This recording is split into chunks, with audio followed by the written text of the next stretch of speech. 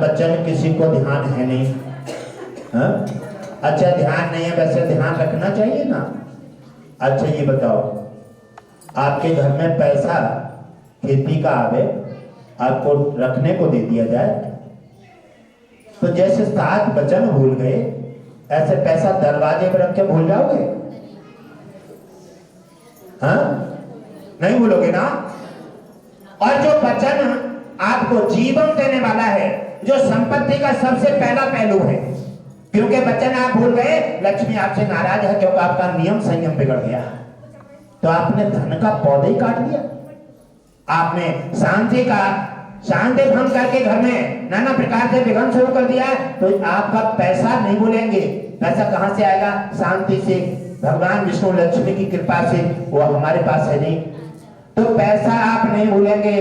पैसा कहाँ रखेंगे? प्राणों की जगह। हाँ? और पैसा अगर थोड़ी देर को हर करके भूल गए ना, तो खाना जब खाओगे, जब पैसा ढूंढ लोगे, घर को पूरा सामान इधर उधर कर दोगे। इतने पैसे पे दीवाने क्यों हो गए हो? आखिर पैसा कहां से मिलता है? जो 7 वचनों के माध्यम से सुख शांति और नाना प्रकार के धन संपत्ति और वैभव जो मिलता है, वो 7 वचनों के बीच में बना हुआ है, जिसको आपने छोड़ दिया है। इसलिए घर घर धन से दबान है, घर घर में कलह है, घर घर में लड़ाई है, घर घर में झगड़े हैं, घर घर में बीमारी है। ऐसा घर कोई नहीं है निरोग हो और कलह से वंचित हो। इसलिए अहंकार को हटाने के लिए बार बार आपको चेतावनी दी जाती है। और अगर किसी को वचन शादी के बाद उन पर ध्यान देना आवश्यक है कि आपको वचन वेदों के माध्यम से दिए गए हैं, किसी ने बना के नहीं दिए हैं। और वो 7 वचन कन्या ने जब आपसे बार बार अग्नि के सामने साक्षी बना करके, और आपने बार बार 3 बार कहा कि हम मानेंगे, और आपने अग्नि की बात को भी साक्षी से हटा करके फेल कर दिया। आपने कन्या पर प्रहार करना शुरू कर दिया और खान पान में सीन बदल गए। बहुत तेरे परिवार ऐसे हैं, पहले पूछोगे तुम्हारे यहाँ खान पान तो नहीं होता है? ना ना ना, हाँ बिल्कुल नहीं, देखते भी नहीं है खाने के लिए। हाँ? और जब शादी हो जाती है, तो जब बेटी जाती है तो टैंकर बने निकलते हैं, मुर्गा फाड़ देते हैं घर में डाल करके। तो आप बताओ, तुम जब अपनी शादी के लिए झूठ बोल जाते हो, तो तुम किन के होगे? क्या विश्वास किया जाएगा? अरे दंड फंड धोखा, ये तो राक्षसों का काम था, और तुम मानव और देवता हुए भी धोखा कर देते हो। और जब पति पत्नी के साथ में धोखा करते, विश्वास कहां ठहरेगा? आदर के साथ खाना बनाती है, और खाना खत्म हो जाए, अगर भाई जाते आ जाए खाना खत्म हो जाए, तो अपने लिए नहीं बनाएगी और भूखी सो जाएगी, भूखी सो जाएगी। और अपना अगर तुम भूखे रह गए, तो अब 1 बार छोड़ो 4 बार तुम्हें खाना बना करके अब परिश्रम करेगी, नहीं होगा तो उधार लाएगी और खाना बनाकर तुम्हारा पेट भरेगी। फिर भी तुम इतने निर्दयी होकर के उन लक्ष्मी पर, देवियों पर प्रहार करते हो, और 7 वचनों का खंडन करके आप अपने जीवन में, परिवार में नाना प्रकार के दुख के वृक्ष को पड़ा कर देते हो। और फिर संकट जब बड़ी बड़ी लहर आ जाती है, और फिर उसे हटाने के लिए नौते भरारों से गुहार लगाते हो। उन्हें हटाने के लिए फिर नौते भरारों से गुहार लगाते हो। नौते भरारे फिर तुम्हें पैसा लेते हैं, लूटते हैं, मुर्गा बकरा शराब का नाना प्रकार से बबुल से उतार के और बेरिया पर टांग देते हैं। इसलिए हर तरह से बर्बादी तुम्हारी आरंभ हो जाती है।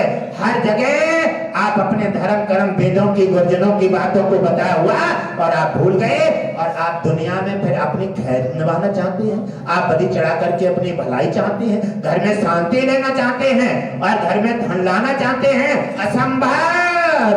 जब तक आप नीति नियम का पालन नहीं करेंगे, तब तक भगवान विष्णु की लक्ष्मी की कृपा नहीं बरसेगी। ओम विष्णु हरि भगवान नारायण की जय हो। करे को कर्म चाहे कल्याणा का प्रभु ऐसा मूर्ख जन। आप तो अपने हिसाब से देख रही हैं, आप अपनी व्यवस्था से देख रहे हैं, आपकी आंखें जो देख रही हैं, और देवता के कदम कदम पर आप अपना हर तरह से मुर्गा बकरा खा करके, शराब पी करके, और जब जाते हैं, जब अटैक पड़ता है, बीमारी खड़ी हो जाती है, तब कहते हैं न जाने हमने क्या अपराध कर डालो। सरासर अपराध कर रहे हो। और फिर आप देख रहे हो अपराध क्या कर डाला है। अरे मानव हो, जीवों पर दया करो। समस्त वनस्पति जितनी ईश्वर ने बनाई है ये धरती का श्रृंगार है। जितने तरह के जीव जंतु बनाए हैं ये धरती का श्रृंगार है, और धरती के श्रृंगार को तुम हटा करके अपना आहार बनाते हो। अच्छा ये बताओ, मेवा कितनी प्रकार की है? किसी को गिनती पता है? एकों को पता हो तो बता दो। गिनती पता है मेवा कितने प्रकार की हैं? किसी को जानकारी है? अच्छा ये बताओ फल कितने प्रकार के हैं? जानकारी है?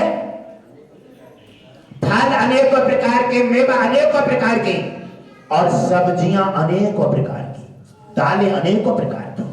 कितने कितने मेवा, मिष्ठान और कितने कितने स्वादिष्ट गन्ना जैसा पदार्थ बनाकर भेज दिया है। गन्ना से कितनी चीजें बनती हैं। आपको चटपटा खाओ, मीठा खाओ, खट्टा खाओ, आहा क्या क्या ईश्वर ने तुम्हारे लिए रचना की है। लेकिन तुम फिर कहां गए? कहां गए? क्योंकि तुम्हारे लिए मदिरापान से बचाने के लिए भगवान विष्णु ने नारी रूप धारण किया।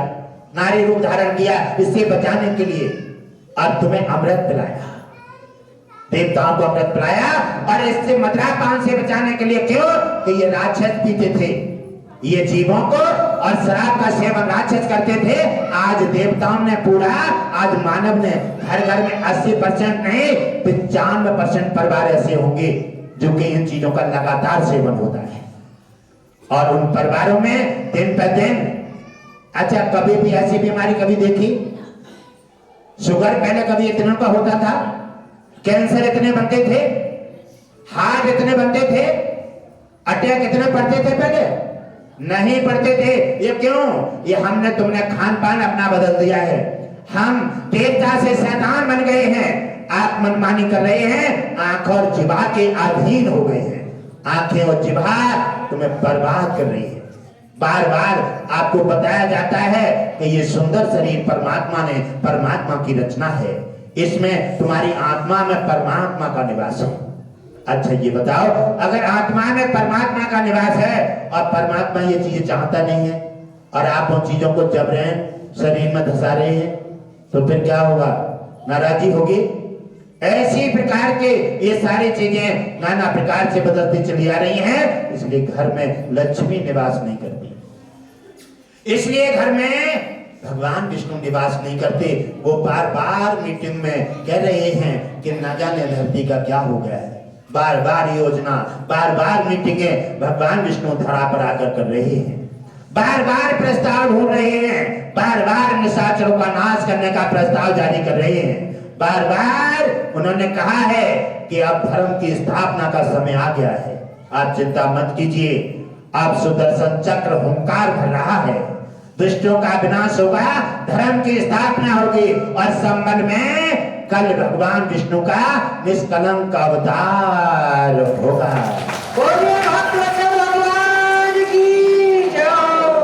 भगवान विष्णु संबंध में अवतार क्यों ले रहे हैं? बरेली में ले लेते, और कहीं ले लेते, अच्छे अच्छे शहर दिल्ली में ले लेते। अरे कहीं अवतार और क्यों नहीं लिया? संबंध में कोई विशेष कारण है, विशेष कारण है। इसलिए देखें, विशेष कारण के जब बुनियाद पड़ी है तो लड़ाई झगड़ा शुरू हो गया। लड़ाई झगड़ा शुरू हो गया और घमसान लड़ाई झगड़ा शुरू हो गया। संबल में अवतार होगा कल, और अवतार होगा भगवान विष्णु का, और वहां हरि मंदिर की पुनः स्थापना होगी। ये निश्चित, इसको न कोई रोक पाया है न कोई रोक पाएगा। ये भगवान विष्णु का प्रसारण है। वो पहले हरि मंदिर होता था, आज से 1100 साल पहले हरि मंदिर था, और हरि मंदिर तोड़ करके तुमने वहां पर मस्जिद क्यों बनाई? लड़ाई किसने की है? आप आश्रम तोड़ करके आप अपना घर बना दो यहाँ, और जब हमारा मौका लगेगा तो हम आश्रम छीनेंगे नहीं। आपने गलती की है, आप अंत बना लेते। आपने विवाद किया है, और विवाद करके आज हमारा मौका है, भगवान विष्णु का प्रसारण है, तो वो अपना घर वापस नहीं लेंगे। लेना चाहिए या नहीं लेना चाहिए? कौन कौन समर्थन देते हैं? हाथ खड़े करो। लेना चाहिए, अपना घर सब लेंगे। अपना घर सबको लेना चाहिए। इसलिए भगवान विष्णु ने प्रसारण आरंभ कर दिया है कि मैं पुनः संबल में अवतार धारण करूंगा और निशाचरों का नाश करके और धर्म की पुनः स्थापना करूंगा। विष्णु हरि हरे नारायण की जय हो। ये मेरे सनातनी, घबराने की जरूरत नहीं है, घबराने की जरूरत नहीं, डरने की जरूरत नहीं है। आप आगे बढ़ो, डर गया वो मर गया। भगवान विष्णु तुम्हारे साथ है, सुदर्शन चक्र हुंकार कर रहा है, आपका बाल वाका हो नहीं सकता। अगर कोई तुम्हारे 1 रुपए का नुकसान करेगा उससे 1 लाख रुपए की भरपाई की जाएगी, भरपाई की जाएगी और हो सकता है कि वो जान से भी हाथ धो बैठे। भगवान विष्णु तुम्हारी रक्षा के लिए धरा पर आ गए हैं और उन्होंने कहा है कि जब जब धर्म की हानि हुई है और तब तब मेरा धरा पर अवतार हुआ। विष्णु ने बार बार वचनबद्ध हैं कि धर्म की स्थापना करने के लिए, और इसलिए राक्षस भगवान विष्णु का विरोध क्यों करते हैं? राक्षस भी उन्होंने ही बनाए, ऐसा धरती पर भी होता है। अगर एक माता पिता के 2 संतानें हैं, एक शराबी हो जाए और एक धर्मात्मा, माता पिता संतान धर्मात्मा की मदद करते हैं, तब वो जो शराबी हो जाएगा वो माता पिता की बुराई करेगा, वो उनको हटाएगा, उन पर दौड़ेगा, उनका अपमान करेगा। ऐसा ही है, भगवान विष्णु के दैत्य देवता दोनों ही संतानें हैं, लेकिन दैत्यों ने बार बार धर्म को लेने के लिए बात किया है। इसलिए भगवान विष्णु ने धर्म की रक्षा करने के लिए, साधु संत ब्राह्मणों की सहायता करने के लिए भगवान विष्णु ने बार बार हर युग में धर्म को बचाने के लिए अवतार लिए हैं। इतनी तो किसी की कोई मदद नहीं कर पाता है। आप आगे बढ़ें, आप अपना निश्चय खड़ा करें और सनातन जब भी कामकाज करें, जहां भी जाएं, आप अपना सनातन का उत्थान अवश्य रखें, सनातन का ध्यान पूजा करें, सनातन का जयकारा लगाएं, क्योंकि जब धर्म नहीं होगा तो हम तुम कहां होंगे? धर्म नहीं होगा, जब तुम्हारा घर नहीं बचेगा तो फिर तुम कहां जाओगे? और जब घर है तो तुम्हारा धर्म बचा हुआ है तो आप अपने घर में चले जाएंगे। धर्म घर का देश भारत है, ये सोने की चिड़िया तपोभूमि है, ये घर की आत्मा है, ये घर का जिगर है, और देश और धर्म घर का ये संपत्ति है। इस पर ध्यान देना, बचाना, इसकी रक्षा करना घर का सबका दायित्व बनता है।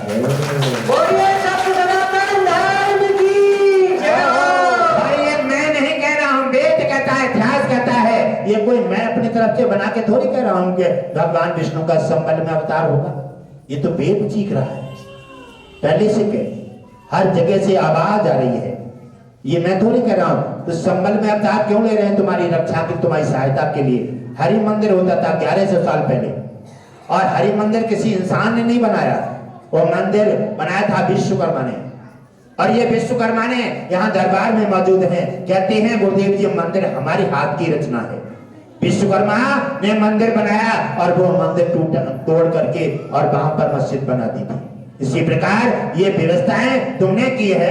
इधर कहते हो कि व्यवस्था मत बिगाड़ो, हम तुम अपना व्यवहार बना के रखो, बड़ी अच्छी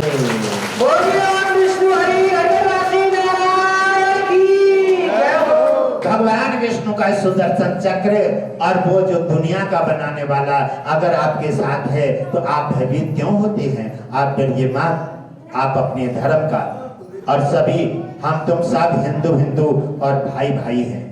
हम हिंदू भाई हैं और यहाँ पर कोई किसी का पक्षपात नहीं है। हम तुम सब हिंदू भाई हैं और हमारा परमात्मा है और हमें परमात्मा की तरफ बढ़ना चाहिए और हमें अपना सनातन का झंडा ऊंचा उठा करके और सनातन की जय बोल करके कल्याण करना।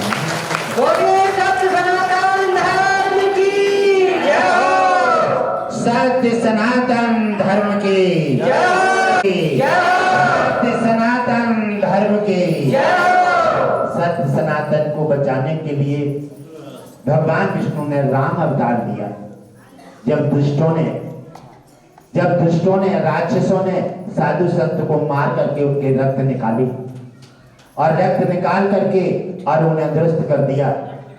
अब आकाशवाणी हुई, हे दुष्ट पापान पापी, ये निर्दोष साधु संतों को मैंने मार करके इनका रक्त निकाला है, इनकी हत्या व्यर्थ नहीं जाएगी।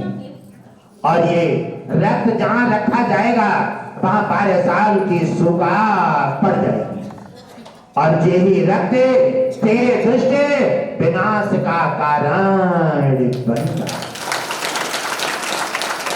भाई दुष्ट ने रक्त को ले जा करके आज भी वो सियासतें चल रही हैं, क्योंकि अपराध को छुपाया जाता है। शराब पियो ना, मीट मछली खाओ, बदबू मारती है ना, शेर में बदबू। ऐसे ही व्यक्ति जब मांसाहारी होता है तो बाकी ढंग खड़े नहीं होंगे, मुंह में से भकरांद निकलेगी सड़े हुए मांस की।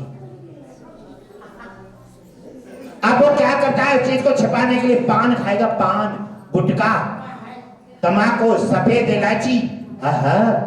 ऐप छिपा रहा है, ऐप छिपा करके क्या कलावा बांधेंगे, तिलक लगाएंगे, नाम रखेंगे हिंदुओं के, और फिर उन पर वार करेंगे। अरे भाई, अपने बाप से बात कहो ना, आप दूसरे के क्यों जा रहे हो? इसलिए बार बार अपराध करते हो। जब अपराध का पिटारा खोल देते हो तो तब भगवान विष्णु का सिंहासन हिलता है। भगवान विष्णु धर्म और ब्राह्मणों की रक्षा करने के लिए जब उनका चक्र का उन्होंने आदेश दे दिया है, घटघट वासी जी के लिए चक्र उन्होंने छोड़ दिया है कि तुम्हारे आदेश के अनुसार चक्र हुंकार भरेगा। और जिस दिन आवश्यकता पड़ेगी बाद में आप देखेंगे साक्षात कि उंगली घटघट वासी जी की होगी, और सुदर्शन चक्र जब इशारे में राक्षसों का सिर काट काट के धरती पर डालेगा, उस समय ऐसे नजारे देखेंगे जो कभी देखे नहीं होंगे।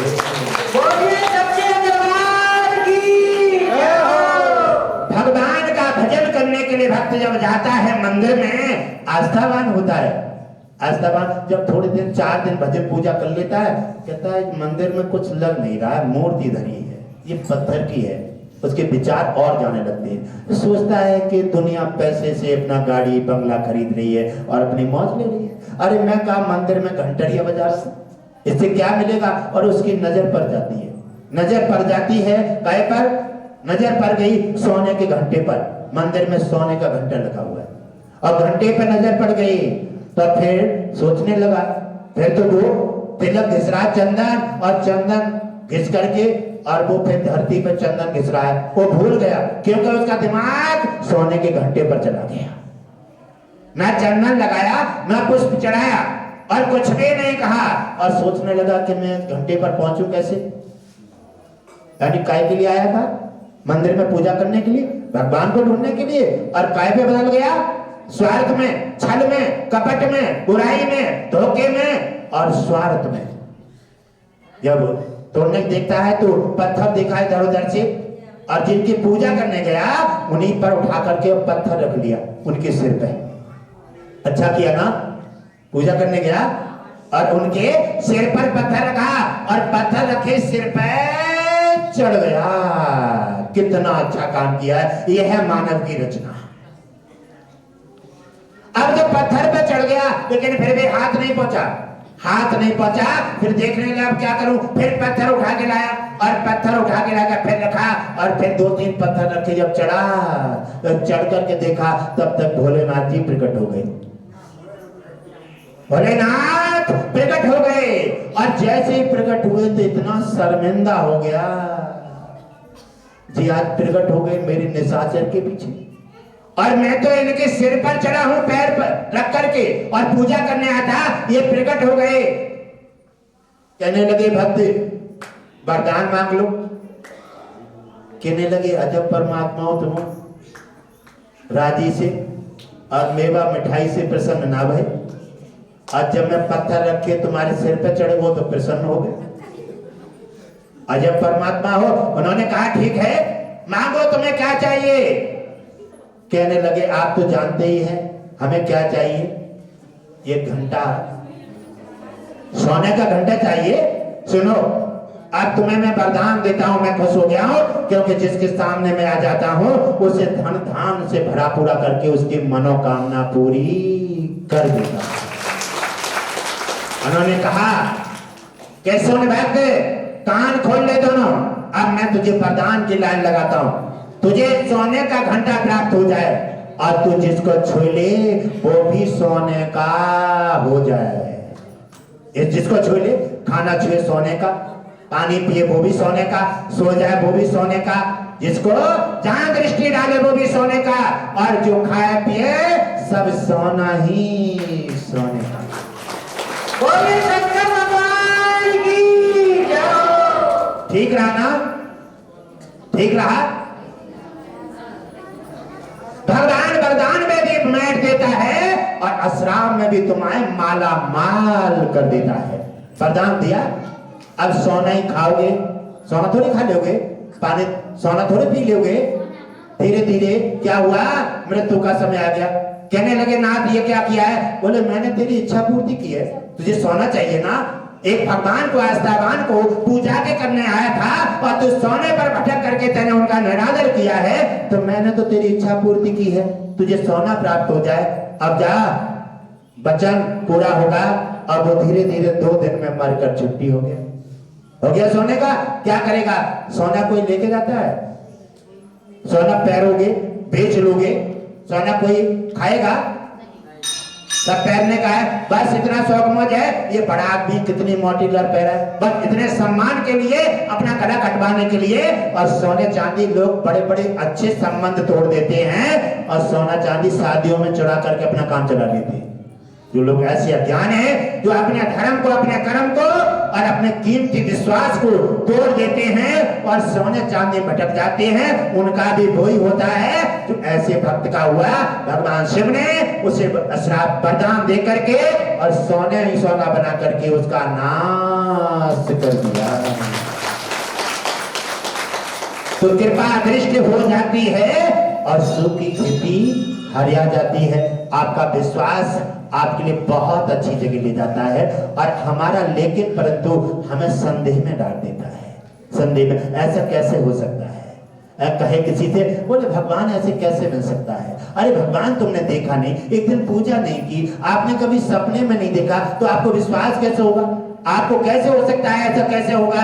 आप लेकिन परंतु में हैं। इसलिए अब एक वृक्ष पर बैठे हैं एक कबूतर, और कबूतर बैठा है आपने भगवान विष्णु के ध्यान में। एक पिड़किया पक्षी है, देखा होगा आपने, सुना होगा कि जब पेड़ पर बैठी होती है सुबह शाम तो क्या कहती है? एक है तू, एक है तू, यानी भजन कर रही है। वो पक्षी होकर के भजन कर रहा है और मानव को तो भजन को ध्यान ही ना है, और तो खेती में, बुराई में, छल में, कपट में रातों दिन लगा हुआ है। यानी मानव बन करके, शैतान बन के अपना काम कर रहा है। तो लक्ष्मी और भगवान विष्णु की कृपा कैसे मिल सकती है?